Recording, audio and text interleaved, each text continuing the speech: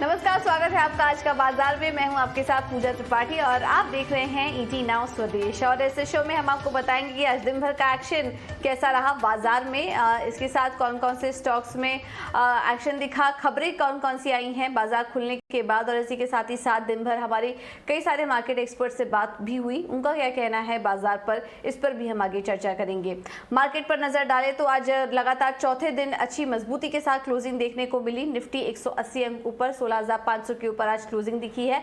Bank Nifty में भी 250 अंकों का उछाल देखने को मिला। और आज हमने देखा कि oil and gas share, IT शेयरों में काफी अच्छी तेजी आखिरी कुछ घंटों में देखने को भी मिली है। तो दिन भर बाजार का पूरा एक्शन कैसा था, ये बताने के लिए प्रियंका हमारे साथ जुड़ चुकी हैं। प्रियंका, गुड आफ्टरनून, बताइए। जी बिल्कुल।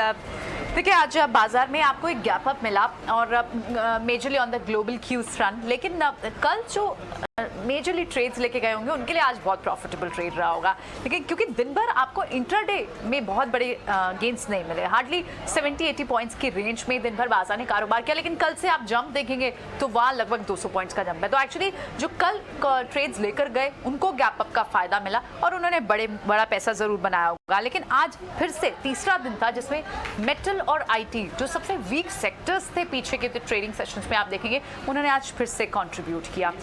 हमने शुक्रवार को ही देखा था कि कहीं ना कहीं जो बड़ी बुलिश कैंडल्स बनी थी मेटल और आईटी के लिए, वहां कुछ रिवर्सल के सिग्नेचर आ रहे थे, ग्लोबल क्यूज सपोर्टिव हुए। और उसके बाद आज तीसरा दिन था जब आपको बड़े मूव्स और बड़ी तेजी दिखी तो इन स्पेसेस से मिली। निफ्टी गेनर्स की आप बात करें, पहले 5 काउंटर में 4 नाम लार्ज कैप आईटी के होंगे, take Mahindra, HCL take, TCS, Infosys. इसी तरह की तस्वीर आपको एफएनओ स्पेस में दिखेगी। वहां पर भी आपको क्लियरली प्रोमिनेंटली आपको आईटी पैक के नंबर्स, आईटी स्टॉक्स दिखेंगे, मिड कैप्स आईटी स्टॉक्स दिखेंगे। मेटल में आपको वेदांता एक ट्रेड था क्योंकि डिविडेंड का भी ट्रिगर था, लेकिन इसके अलावा भी आप दूसरे ट्रेड्स देखें मेटल में आपको क्लियरली दिखाई दिए होंगे। सो आज बड़े रीजंस ये रहे, बड़े ट्रिगर्स बाजार को जो मिले वो इन 2 स्पेसेस से मिले। रिलायंस ने बड़ा कंट्रीब्यूशन किया, विंडफॉल टैक्स गेन को चलते जो रिलीफ रैली आपको पूरे एनर्जी पैक में देखी। रिलायंस में भी गैप अप में काफी हद तक पॉइंट्स कवर हो गए। इंट्राडे में कोई बड़े मूव्स नहीं मिले, लेकिन एटलीस्ट बाजार को सपोर्ट दिया। 2.5% की तेजी के साथ रिलायंस अगर ट्रेड करता है तो ज्यादातर पर मार्केट बुलिश साइड होती है। सो रिलायंस रहा, उसके अलावा ONGC, ऑयल इंडिया, यहाँ पर अच्छे खासे शॉट्स पहले के दिनों में हमने देखे हैं, अच्छा प्रेशर देखा है, वहाँ आपको रिकवरी स्ट्रॉन्ग दिखाई दी। And on the back of lot of numbers काफी सारा एक्शन आज देखने को मिला। सो कुल मिलाकर आईटी और मेटल और फिर से आपको मिड कैप स्पेस में कुछ नेम्स निकल कर आए, कुछ सेक्टर्स और स्पेसेस निकल कर आए। रियल एस्टेट स्पेस फिर से आपको आज भी वाइब्रेंट दिखा।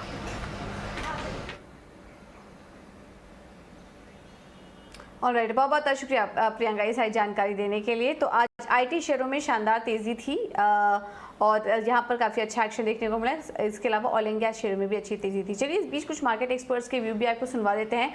प्रभुदास लीलाधर की JMD अमीशा वोरा ने हमसे खास बातचीत किया, ये आपको सुनवा देते हैं, उनका क्या कहना है। पीक जरूर बनाया है एंड इन्फ्लेशन का पीक यहीं पे कहीं रहेगा, मुझे लगता है, बहुत ग्लोबली भी और पर्टिकुलरली इंडिया में भी। नॉट ओनली मुझे ऐसा लग रहा है कि ऑयल शायद पीक आउट हो गया, ऑयल अभी भी वॉलेटाइल रहेगा, बट बाकी की जो कमोडिटीज, वेदर एग्री कमोडिटीज है, वेदर मेटल्स है, उसने जितना परसेंटेज करेक्शन दिया है तो उसके चलते मुझे लगता है इन्फ्लेशन पीक आउट हो गया। वंस एक पैरामीटर पे कंट्रोल आता है तो बाकी के fall out, whether interest rate hike है, वेदर लिक्विडिटी रिडक्शन है, वो सब धीरे से टेपर हो सकते हैं। और मार्केट वो सब होने का राह नहीं देखता है, उसके पहले ही अपना बॉटम भी बना लेता है। तो मुझे लगता है पर्टिकुलरली इंडियन मार्केट्स ने जो लास्ट बॉटम बनाया वो उन्होंने अच्छा अभी रिस्पेक्ट करेगा। Volatility will not go away in a hurry. It will continue to remain. अभी भी volatility रहेगी 1-2 क्वार्टर के लिए, बट जो बॉटम बना मुझे लगता है वो बहुत अच्छी तरह से मार्केट रिस्पेक्ट करेगा।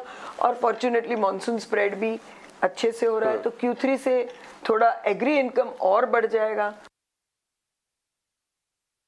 जहां पर एक रैली एनस्यू हो चुकी है ऑलरेडी, ये पहली रिकवरी जो मार्केट में आई वो ऑटो के साथ आई, और उसके काफ़ी रीज़न है कि पोस्ट कोविड जो डिमांड आई उसमें सप्लाई चिप्स की वजह से या रॉ मटेरियल हाई कॉस्ट की वजह से वो बाउंस बैक ही नहीं कर पाया sector, both in terms of production and also in terms of margins. तो अभी आगे चलते हुए मुझे लगता है कि वेदर कमर्शियल व्हीकल ले लें, passenger vehicle and EV portion ले लें या ओवरऑल भी ले लें, ये सेगमेंट इंडिया में अभी भी बहुत अच्छा करेगा। और ये जो साइकिल है वो इसे 3-6 महीने के लिए नहीं है, ये चलेगी 3 से 5 साल तक मेरे हिसाब से, कमर्शियल व्हीकल की साइकिल भी और पैसेंजर व्हीकल की साइकिल भी, और वो चलते हुए यहाँ से भी स्टॉक्स बहुत अच्छा करेंगे।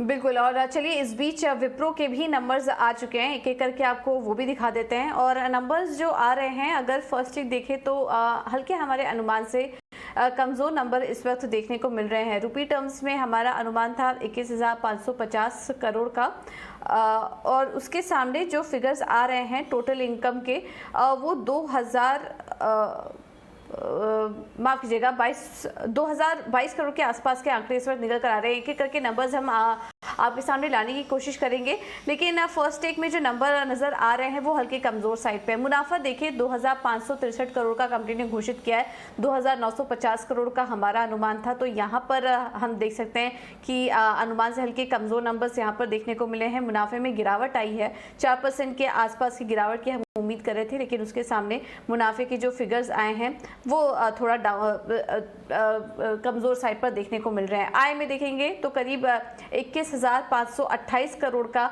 ये आंकड़ा निकल कर आया है, और हमारा अनुमान करीब 22,000 करोड़ के आसपास का था। तो यहाँ पर भी हम जो अनुमान हमने किया था उससे कमज़ोर ही आंकड़े यहाँ पर इस वक्त देखने को मिल रहे हैं। तो हर फ्रंट पर देखेंगे तो नंबर हमारे अनुमान से हल्के कम हैं। एक एक करके नंबर्स आएंगे तो हम आपको वो भी बताते जाएंगे। ऑपरेटिंग मार्जिन देखिए, ये 15% के आसपास आया है ऑपरेटिंग मार्जिन के जो फिगर्स आ रहे हैं, और हमारा अनुमान था 16.5% का। तो यहाँ पर भी काफ़ी ज़्यादा दबाव देखने को मिल रहा है।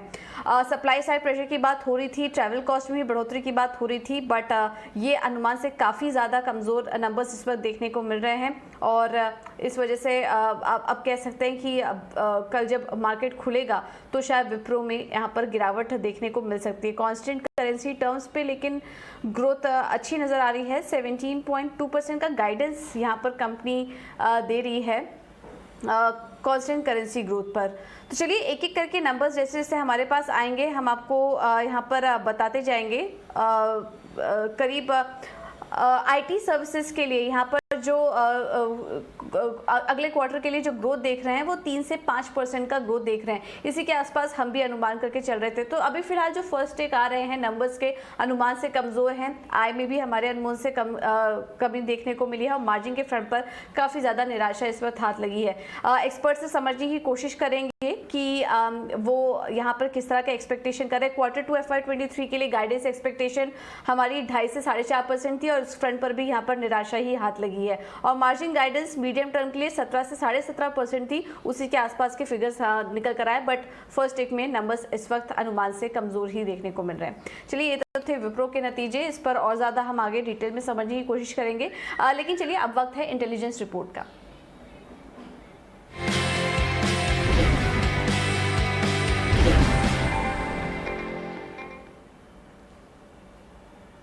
और वेदांता ने दूसरे अंतरिम डिविडेंड का ऐलान कर दिया है। डिलिस्टिंग ऑफर से अब तक कंपनी ने कितना डिविडेंड दिया है ये समझ लेते हैं, और इसके क्या मायने हैं शेयरधारकों के लिए, क्योंकि आज हमने देखा कि वेदांता के स्टॉक में 6% तक की तेजी भी देखने को मिली थी। तो इस खबर के क्या मायने हैं ये समझ लेते हैं, और आशीषा हमारे साथ जुड़ चुकी है पूरी जानकारी के साथ। आशीषा बताइए। जी हाँ, तो कल मार्केट आवर्स के बाद बोर्ड ऑफ डायरेक्टर्स ने 19.5 रुपीस पर शेयर का डिविडेंड डिक्लेयर किया है। इसकी रिकॉर्ड डेट 27 जुलाई है, और कंपनी के लिए इसके कारण अराउंड 7,250 करोड़ का आउटफ्लो हो सकता है। याद रखें ये सेकंड इंटरिम डिविडेंड था। फर्स्ट इंटरिम डिविडेंड मई के महीने में डिक्लेयर किया गया था, जो 31.5 रुपीस का था।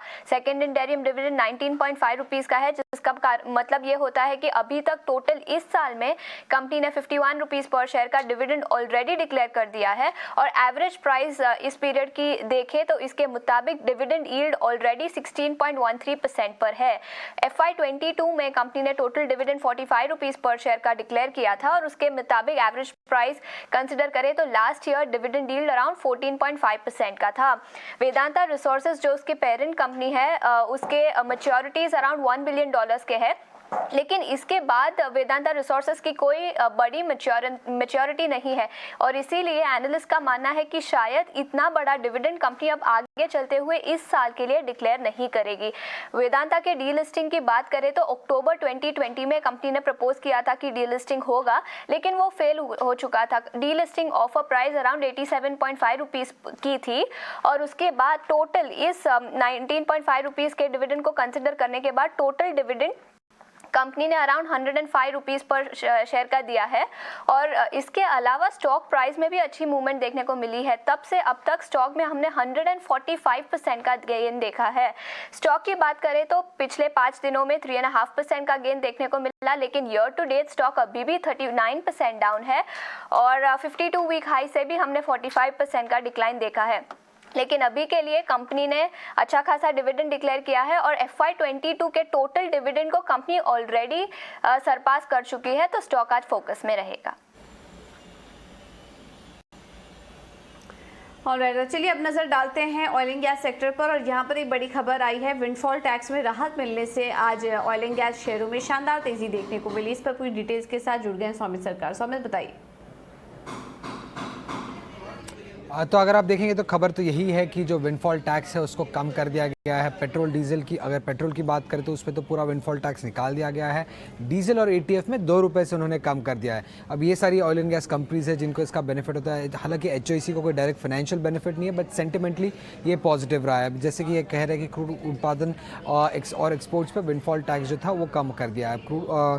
क्रूड उत्पादन की अगर बात करते हैं तो वहाँ पे जो पहले का टैक्स था वो 23,250 रुपीज़ का था, उसको कम कर दिया गया है अभी 17,000 रुपीज़ पे। उसी के साथ अगर हम एक्सपोर्ट्स की बात करते हैं तो डीजल और ATF पे 2 रुपये से कम कर दिया गया है एक्सपोर्ट टैक्स, और पेट्रोल पे जो एक्सपोर्ट टैक्स लगाया था 6 रुपये प्रति लीटर का, उसको पूरी तरह से निकाल दिया गया है। अगर आप देखेंगे अभी 1 जुलाई जब ये टैक्स जब टैक्स लगाया गया था तब से लेके अब तक जो मूवमेंट हुआ है यही मेन रीज़न है ये टैक्सेस कम करने का। अगर आप देखेंगे तो क्रूड की जो प्राइसेस है कंपेयर टू 1 जुलाई और अभी के प्राइसेस में अगर आप देखेंगे तो करीब 4.5% का फॉल हमें देखने को मिला है। 112 से 107 रुपये पे ये क्रूड के प्राइसेस उतर चुके हैं। और GRMs अगर आप देखते हैं, सिंगापुर ग्रॉस रिफाइनिंग मार्जिन जो कि एशिया का बेंचमार्क है, वो $22 से लेके $5.3 प्रति बैरल पे उतर चुका है। करीब 76% का फॉल हमें देखने मिला है और यही मेन रीज़न है ये टैक्सेस लोअर कम करने का। अब रिलायंस इंडस्ट्रीज की खासकर अगर हम बात करें तो जब ये टैक्सेस इम्पोज किया गया था तब एनालिस्ट का मानना था कि करीब 6 से $13 प्रति बैरल का इम्पैक्ट आ सकता है कंपनी के GRMs पे। और अब ये चूंकि पेट्रोल पे टैक्सेस निकाल दिए गए हैं और डीजल और ATF पे कम कर दिए गए हैं। और खासकर रिलायंस इंडस्ट्रीज़ के जो न्यूज़ आया है वो ये है कि SEZ यूनिट है जो एक्सपोर्ट ओरिएंटेड यूनिट्स होती है उन पे ये टैक्स नहीं लगेगा। तो ये जो नई न्यूज़ आया है उसका इम्पैक्ट अभी ये न्यूज़ आने के कारण एनालिस्ट का ऐसा मानना है कि अब जो इम्पैक्ट होगा वो कम हो जाएगा $1 to $6 पर बैरल के आसपास। हालांकि नेट इम्पैक्ट अगर हम देखेंगे रिलायंस इंडस्ट्रीज़ पे तो फाइनेंशियल्स पे लार्जली वो नील रहेगा क्योंकि GRMs भी कम हो चुके हैं काफ़ी शार्पली। ONGC और ऑयल इंडिया की खासकर अगर हम बात करें तो नेट बेसिस पे जो रियलाइजेशंस है वो $7 से $8 से बढ़ सकते हैं दोनों ही कंपनीज़ के लिए। और एनालिस्ट का मानना ऐसा है कि अगर $5 प्रति बैरल से रियलाइजेशंस बढ़ जाते हैं तो ONGC और ऑयल इंडिया की जो EPS है वो करीब 7 से 12% से बढ़ सकती है FY23 के लिए। राइट, बहुत बहुत शुक्रिया सौमित की सारी जानकारी देने के लिए। अब चलिए आगे बढ़ते हैं और ऑटो सेक्टर पर फोकस करते हैं। मारुति सुजुकी के ग्रैंड विटारा लॉन्च के बाद कंपनी के सीनियर ED और marketing and sales Shashank Srivastava ने हमारे सहयोगी दानिश आनंद से खास बातचीत की। आइए आपको सुनवा देते उन्होंने क्या कहा। सबसे पहले ग्रैंड विटारा से आपके क्या एक्सपेक्टेशंस रहेंगे और हम कब तक एक्सपेक्ट कर सकते हैं कि ये मार्केट में आएगा? देखिए, ये जो गाड़ी हमने आज लॉन्च करी ये मिड SUV सेगमेंट में। मिड SUV सेगमेंट काफी बड़ा सेगमेंट है। अगर आप गुज़िश्ता साल देखें तो उसमें 5,40,000 गाड़ी बिकी थी। इस सेगमेंट में हमारी प्रेजेंस मिनिमल है। हमारा मार्केट शेयर, इस बाजार की हिस्सेदारी इस सेगमेंट में अच्छी नहीं है। लेकिन हमें अगर ओवरऑल अपना जो टारगेट है 50% का, उसको अगर मार्केट शेयर का वो अचीव करना है तो हमने SUV सेगमेंट में मार्केट शेयर लाना पड़ेगा। हमारी जो ब्रेजा है बहुत अच्छा परफॉर्म कर रही है, एंट्री SUV सेगमेंट में मार्केट लीडर है। इसमें हमारी प्रेजेंस कम थी। आज हमने ये गाड़ी अनवेल की और जब ये गाड़ी इस सेगमेंट में आएगी तो मुझे उम्मीद है हमारा मार्केट शेयर इस सेगमेंट में ही बढ़ेगा और इसी वजह से ओवरऑल भी हमारा मार्केट शेयर बढ़ेगा। सर लॉन्च इस गाड़ी का कब तक एक्सपेक्टेड होगा और जहाँ तक प्राइसिंग की बात आती है तो हम कितना प्राइसिंग एक्सपेक्ट कर सकते हैं? क्या एग्रेसिवली गाड़ी प्राइस्ड होगी? देखिए, अगर आप लॉन्च की बात करें, हमने इसका जो मास प्रोडक्शन है वो हम अगस्त के सेकेंड हाफ में करेंगे। तो कुछ स्टॉक बिल्डअप करते हैं जब हम सेल के लिए करते हैं। तो मेरे नज़र में ये है कि हम सितंबर में इसको लॉन्च करेंगे। एग्जैक्ट डेट तो भी फाइनलाइज नहीं करी है। जहाँ तक आपने प्राइस का सवाल किया, प्राइस हमेशा हमारी बड़ी कॉम्पिटिटिव प्राइस होती है और इसके लिए भी हमारी प्राइस कॉम्पिटिटिव होगी। लेकिन आज जैसे आपने देखा इसमें बड़े नए फीचर्स, टेक्नोलॉजी सब कुछ है। तो ये हमारे जो पोर्टफोलियो है उसकी एक तरह से फ्लैगशिप मॉडल है। सर आखिरी सवाल, festive season around the corner, कैसा आपका एक्सपेक्टेशन है इस बार के फेस्टिव सीजन से और कितनी नई गाड़ियां हम देखेंगे मारुति की तरफ से जो लॉन्च होंगी खासकर फेस्टिव सीजन में, और क्या इस बारी का डिस्काउंट पहले की कंपैरिजन में हायर रहेगा या लो रहेगा? देखिए, फेस्टिव सीजन बहुत अहम रहता है ऑटो इंडस्ट्री के लिए। काफ़ी बड़ी ऐसा परसेंटेज होता है सेल का, जो साल के सेल का जो कि फेस्टिव सीजन में होता है। और एक अच्छी बात यह कि हमारे मुल्क में जो फेस्टिव सीजन होता है वो मुख्तलिफ सूबों में अलग अलग डेट्स पे होता है। जैसे केरला में शुरू होता है अगस्त में, 17 अगस्त से शुरू होता है चिंगम मंथ में जो ओनम का फेस्टिवल है।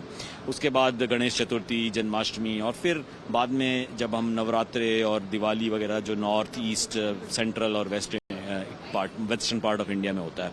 तो मेरे को ये उम्मीद है कि इस बार का फेस्टिवल बहुत अच्छा रहेगा। और मैं इसलिए कह रहा हूँ कि गुज़िश्ता जो 2 क्वार्टर निकले हैं अभी, उसमें 9 लाख से ज़्यादा गाड़ियां हर क्वार्टर में बिकी हैं। और ये पहली बार इंडियन ऑटो इंडस्ट्री में हुआ है कि 9 लाख से ज़्यादा गाड़ी लगातार 2 क्वार्टर में हुई हो। तो मुझे उम्मीद है कि ये सीज़न अच्छा रहेगा।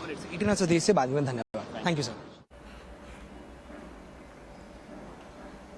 चलिए फिलहाल इस बुलेटिन में मेरे साथ इतना ही, लेकिन खबरों का सिलसिला आगे भी जारी रहेगा। बने रहिए हमारे साथ। नमस्कार।